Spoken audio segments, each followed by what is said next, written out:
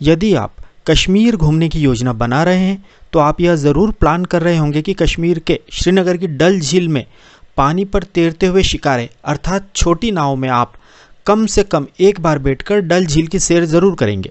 यदि आप डल झील में स्थित शिकारे में घूमना चाहते हैं तो हम आपको इस वीडियो में शिकारे से जुड़ी सारी जानकारी विस्तार से देंगे, परंतु उससे पहले यह ज़रूरी है कि आप कश्मीर यात्रा से जुड़ी हर छोटी से छोटी जानकारी इस वीडियो से प्राप्त कर लें ताकि आपकी यात्रा में कोई परेशानी ना आए। जम्मू कश्मीर की गर्मियों की राजधानी श्रीनगर देश का एक प्रमुख पर्यटन स्थल है। यदि आप धरती का स्वर्ग अर्थात कश्मीर घूमने की योजना बना रहे हैं तो श्रीनगर कैसे पहुंचे, ये आपके सामने सबसे बड़ा सवाल होता है। श्रीनगर तक सीधी रेल सेवा नहीं है, यहाँ केवल सड़क और वायु मार्ग के जरिए ही पहुंचा जा सकता है। झेलम नदी के किनारे बसा श्रीनगर डल झील खूबसूरत गार्डन और हाउस बोट के लिए प्रसिद्ध है। श्रीनगर में स्थित डल झील चारों ओर से मुगल गार्डन से घिरी है और इसमें हाउस बोट स्थित हैं तथा शिकारे चलते हैं। गौरतलब है कि श्रीनगर सड़क मार्ग के जरिए पूरे देश से जुड़ा हुआ है। श्रीनगर बस के जरिए आसानी से पहुंचा जा सकता है।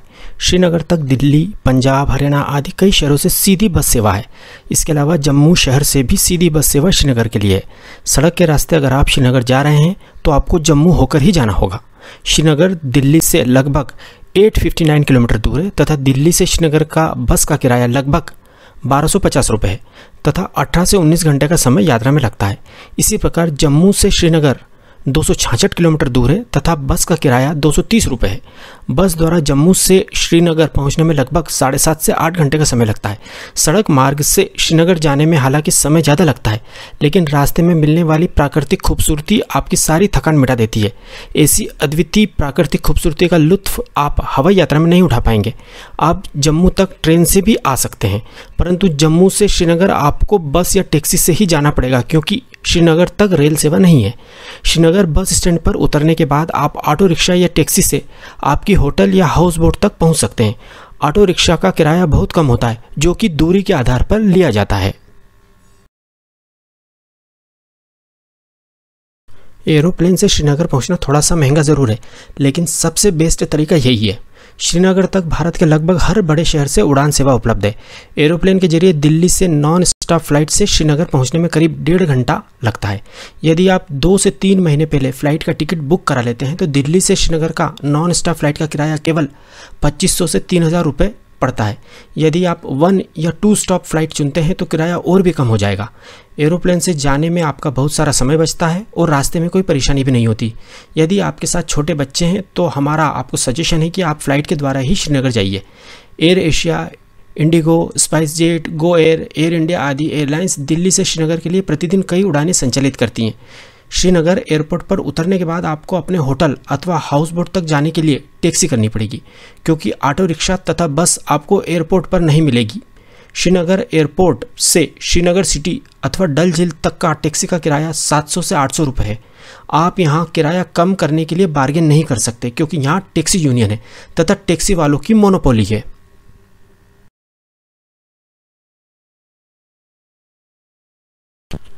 शायद ही कोई ऐसा पर्यटक होगा जो श्रीनगर की डल झील के हाउस बोट में कुछ समय न बिताना चाहे। आप हाउस बोट को एक दिन के लिए ऑनलाइन बुक कर सकते हैं अथवा श्रीनगर पहुंचने के बाद आप डल झील पर जाकर सीधे हाउस बोट बुक कर सकते हैं। हाउस बोट का एक दिन का किराया 700 रुपये से लेकर 2000 रुपये तक होता है। कुछ लग्जरी हाउस बोट का एक दिन का किराया 5000 रुपये तक भी होता है। आप अपने बजट के अनुसार हाउस बोट चुन सकते हैं। यदि आप ऑनलाइन हाउस बोट बुक करते हैं तो आपको किराया बहुत कम पड़ेगा क्योंकि ऑनलाइन साइट्स बहुत भारी डिस्काउंट देती हैं। आप श्रीनगर में पहले दिन होटल की बजाय हाउस बोट ही बुक करें। हाउस बोट पर आपको ब्रेकफास्ट, लंच तथा डिनर की भी सुविधा मिलेगी, परंतु आप हाउस बोट पर केवल ब्रेकफास्ट का ही पैकेज लें क्योंकि हाउस बोट का खाना ज़्यादा अच्छा तथा हाइजीनिक नहीं होता है। डल झील के किनारे कई अच्छे वेज तथा नॉन वेज रेस्टोरेंट हैं। आप हाउस बोट की बजाय वहां लंच या डिनर करें। हाउस बोट पर चेक इन करने के बाद आप हाउस बोट पर चाय अथवा कॉफ़ी के साथ डल झील को निहार सकते हैं तथा हाउस बोट पर घूम सकते हैं। शाम को आप डल लेक में शिकारा राइड का आनंद ले सकते हैं। शिकारा छोटी नाव के समान होते हैं। 1 घंटे की शिकारा राइड की कॉस्ट 550 रुपये होती है। यदि आप 2 घंटे शिकारे पर घूमते हैं तो कॉस्ट 800 रुपये होती है। यह कॉस्ट पूरे शिकारे की होती है। एक शिकारे पर अधिकतम 4 लोग बैठ सकते हैं तथा यदि आप 4 से ज़्यादा सदस्य हैं तो आपको 2 शिकारे किराए पर लेने होंगे। शिकारा आपको हाउस बोट से पिक करेंगे तथा वापस आपके हाउस बोट पर ही ड्रॉप करेंगे। इसमें कोई दो मत नहीं है कि शिकारा पर डल झील की सैर आपको पूरे जीवन भर याद रहेगी। आप हाउस बोट के अलावा शिकारा राइड डल झील के किनारे से भी ले सकते हैं। सैकड़ों शिकारे टूरिस्ट के इंतज़ार में डल झील के किनारे पर खड़े रहते हैं। शिकारा राइड के बाद आप राधा की रसोई अथवा विशाल वैष्णो भोजनालय पर डिनर कर सकते हैं। यह दोनों रेस्टोरेंट वेजिटेरियन है, खाना बहुत स्वादिष्ट है तथा रेट भी रीजनेबल है। यह रेस्टोरेंट डल झील में हाउस बोट की श्रृंखला के पास स्थित है। रात में आप हाउस बोट से श्रीनगर की खूबसूरती निहारें, उसके बाद आप हाउस बोट में रेस्ट करें। इस प्रकार आपका खूबसूरत कश्मीर में पहला दिन समाप्त होता है। दूसरे दिन आप सुबह हाउस बोट पर ब्रेकफास्ट करें तथा अपना सामान पैक करें तथा पहलगांव के लिए प्रस्थान करें। हाउस बोट से आप नाव के द्वारा किनारे पर आएं तथा किनारे पर सैकड़ों टैक्सी खड़ी रहती हैं। उनमें से एक को आप पहलगांव जाने के लिए बुक करें। श्रीनगर से पहलगांव की दूरी लगभग 152 किलोमीटर है तथा टैक्सी का किराया 2500 रुपये है। टैक्सी वाला आपको रास्ते में कई खूबसूरत साइट्स जैसे कि अवंतीपुर रुइंस दिखाता हुआ ले जाएगा।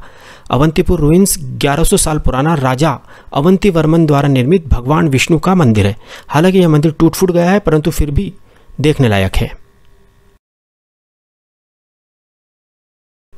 पहलगांव पहुंचने में आपको 5 घंटे का समय लगेगा, इसलिए आप रास्ते में किसी अच्छे ढाबे पर लंच कर लें। आपकी टैक्सी का ड्राइवर आपको इस मामले में गाइड कर देगा। यदि आप श्रीनगर से 10 बजे सुबह पहलगांव के लिए निकलते हैं तो आप रुकते रुकते तथा सुंदरता का आनंद लेते हुए भी जाएंगे तो भी आप 3 से 3:30 बजे तक आराम से पहलगांव पहुंच जाएंगे। यदि आपने पहले से होटल बुक कर रखा है तो आप वहां जाएं। यदि आपने ऑनलाइन होटल बुक नहीं किया है तो टैक्सी वाले की मदद से अपने बजट के हिसाब से 800 रुपये से 2000 रुपये पर डे का होटल बुक कर सकते हैं। इसके बाद आप पेमेंट देकर टैक्सी वाले को छोड़ दें तथा होटल में चेक इन करें। शाम की चाय या कॉफ़ी आप होटल के बाहर लान में बर्फीले पहाड़ों को देखते हुए पिए। यदि आपका मन करे तो आप होटल से बाहर वैली में टहलाएं। इसके बाद रात का खाना आप होटल में ही खाएं तथा रात में आराम करें। इस प्रकार आपका मैजेस्टिक कश्मीर में दूसरा दिन समाप्त होता है। तीसरे दिन सुबह पहलगांव में अपने होटल में ब्रेकफास्ट करने के बाद आप होटल से ही चंदनवारी, बेतवा वैली तथा अरू वैली के लिए टैक्सी बुक कर सकते हैं। इन तीनों स्पॉट्स को घुमाने का टैक्सी का किराया 1500 रुपये से 1800 रुपये के बीच है। पहलगांव से चंदनवारी केवल 15 किलोमीटर दूर है। चंदनवारी एक बहुत ही खूबसूरत स्पॉट है जहां से ऊंचे पहाड़, झूमते पेड़ और रंग बिरंगे फूल दिखते हैं। यदि आप यहां अप्रैल से अक्टूबर के महीने में आते हैं तो आपको वास्तव में लगेगा कि आप जन्नत में आ गए हैं। आप यहीं स्थित किसी ढाबे पर लंच करें। इसके बाद आप बेताब वैली जाएं। 1983 में एक बॉलीवुड रोमांटिक फिल्म आई थी जिसमें सनी देओल और अमृता सिंह एक साथ नजर आए थे। उस फिल्म की शूटिंग इसी घाटी में हुई थी। इस फिल्म के नाम पर ही इस घाटी का नाम बेताब वैली रखा गया है। नर्म घास के मैदान और हसीन पहाड़ियों से घिरी यह घाटी पहलगांव और चंदनवाड़ी के बीच स्थित है, जहां से एक मार्ग अमरनाथ मंदिर को भी जाता है। यह एक खूबसूरत और बेहद आकर्षक घाटी है जो हरे भरे घास के मैदान और बर्फीली चोटियों से घिरी हुई है। चंदनवाड़ी से लौटते समय आप बेताब वैली में घूमें।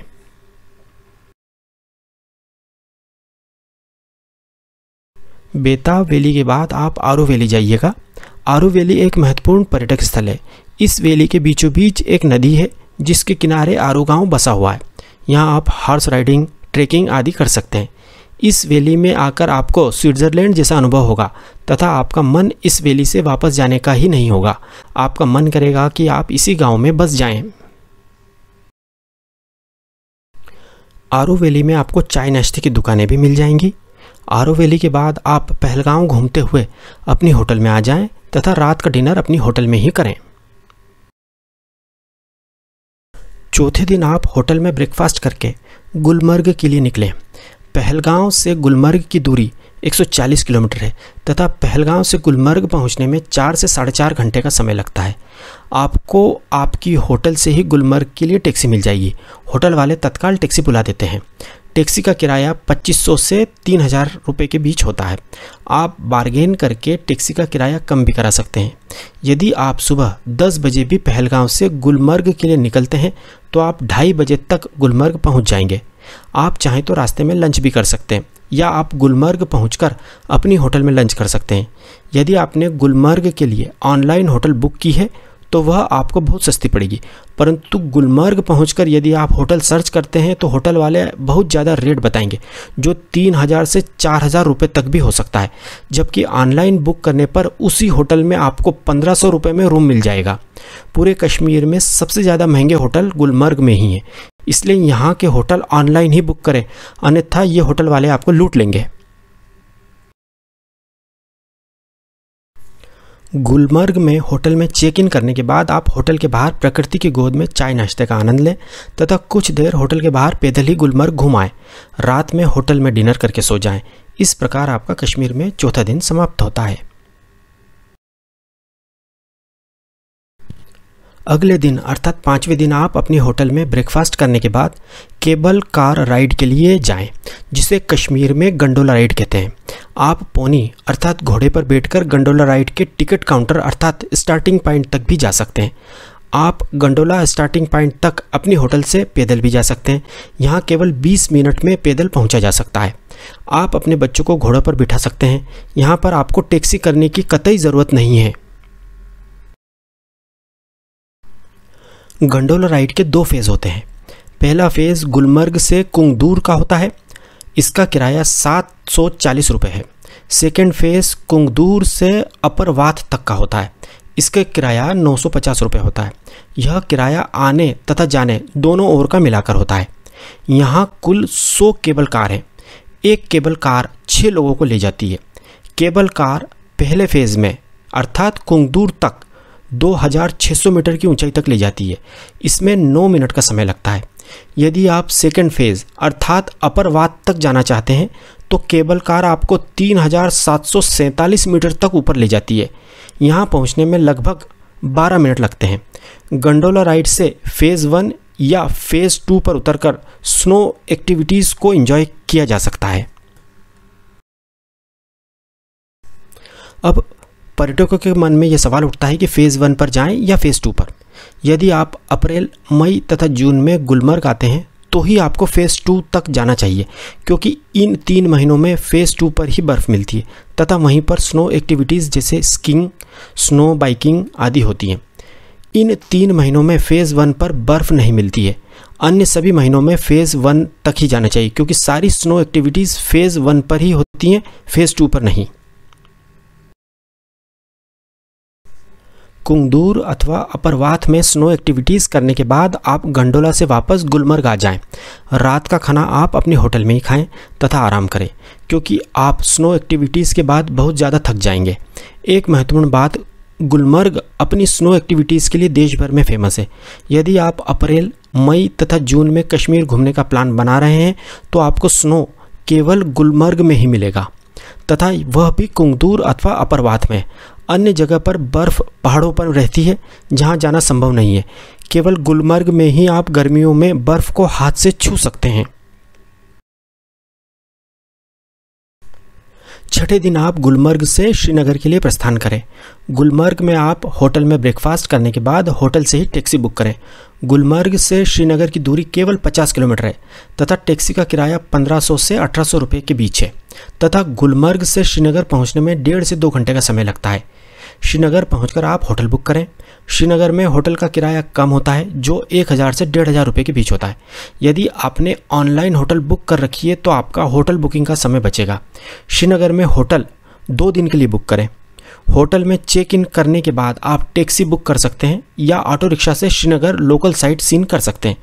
यदि ट्यूलिप गार्डन खुला हो तो उसे अवश्य देखने जाइएगा।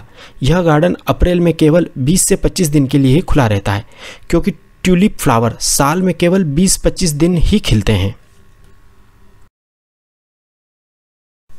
इसके बाद आप श्रीनगर में चश्मे शाही, निशांत बाग तथा शालीमार बाग घूम सकते हैं। इन तीनों बागों को ही सम्मिलित रूप से मुगल गार्डन्स कहा जाता है और ये तीनों बाग डल झील के किनारे ही स्थित हैं। इसके बाद आप श्रीनगर में डल लेक के किनारे स्थित किसी अच्छे रेस्टोरेंट में लंच कर सकते हैं। लंच के बाद आप शंकराचार्य टेम्पल देखने जाएं। लौटते समय आप श्रीनगर का हार्ट कहलाने वाला लाल चौक देखें तथा यदि आप शॉपिंग करना चाहें तो लाल चौक पर आप यह कर सकते हैं। इस चौक पर कभी कभी शुक्रवार के दिन पत्थरबाजी भी हो जाती है। यदि ऐसी स्थिति हो तो आप लाल चौक को देखना स्थगित भी कर सकते हैं। बाकी पूरा कश्मीर पर्यटकों के लिए पूरी तरह सुरक्षित है। इसके बाद आप डिनर करके रात में अपने होटल में विश्राम करें। अगले दिन अर्थात 7वें दिन आप जल्दी ब्रेकफास्ट कर लें तथा टैक्सी बुक करके सोनमर्ग के लिए निकलें। सोनमर्ग श्रीनगर से 81 किलोमीटर दूर है तथा सोनमर्ग पहुंचने में 3 घंटे का समय लगता है। श्रीनगर से सोनमर्ग जाने तथा वापस आने का टैक्सी का अधिकतम किराया 2500 रुपये होता है। सोनमर्ग के लिए आप सुबह 8 बजे तक निकल जाएं ताकि आप सोनमर्ग 11 बजे तक पहुंच जाएं। सोनमर्ग को मिडोज ऑफ गोल्ड अर्थात सोने की घास वाली जगह कहते हैं। सोनमर्ग में आप पोनी राइड का आनंद उठाएं। सोनमर्ग में ही आप लंच करें। सोनमर्ग में घूमने के लिए 5 से 6 घंटे का समय काफ़ी होता है। आप सोनमर्ग से वापस श्रीनगर के लिए शाम को 4 बजे निकल जाएं ताकि आप अंधेरा होने से पहले श्रीनगर वापस आ जाएं। सोनमर्ग से श्रीनगर का रास्ता रात में बहुत ज़्यादा सेफ नहीं है। यदि आप ज़्यादा घूमना चाहते हैं तो सुबह श्रीनगर के होटल से और जल्दी सोनमर्ग के लिए निकलें। सोनमर्ग से वापस आने के बाद रात का खाना आप श्रीनगर में अपनी होटल में खाएं अथवा आप डल लेक के किनारे स्थित रेस्टोरेंट में भोजन करें। रात में अपनी होटल में विश्राम करें। अगले दिन अर्थात 8वें दिन सुबह का ब्रेकफास्ट करके आप होटल से चेकआउट करें तथा टैक्सी के द्वारा एयरपोर्ट अथवा रिक्शा के द्वारा श्रीनगर बस स्टैंड पर आ जाएं। होटल से एयरपोर्ट वापस जाने का टैक्सी का किराया 700 रुपये होता है। यदि आप फ्लाइट से दिल्ली या कहीं और जा रहे हैं तो एयरपोर्ट पर अपने गंतव्य स्थान के लिए बोर्डिंग करें। यदि आप बस से जा रहे हैं तो श्रीनगर से जम्मू के लिए बस का टिकट ले लें तथा वापस अपने घर की जर्नी एंजॉय करें।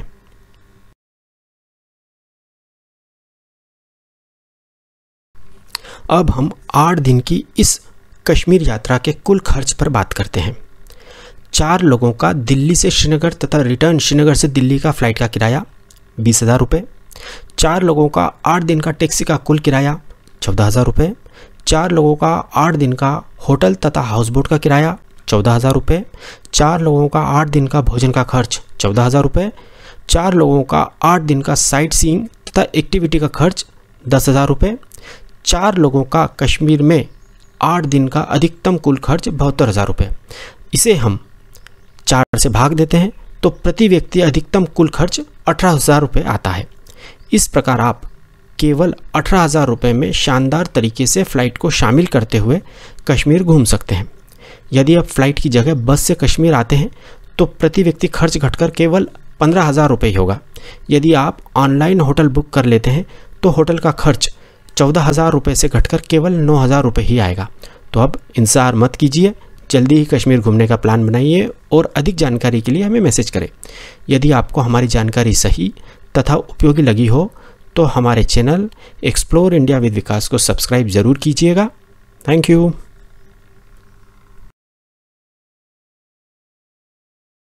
यदि आपको हमारा ये वीडियो पसंद आए तो प्लीज़ हमारे चैनल एक्सप्लोर इंडिया विद विकास को सब्सक्राइब जरूर कीजिएगा तथा बेल आइकन भी दबाइएगा।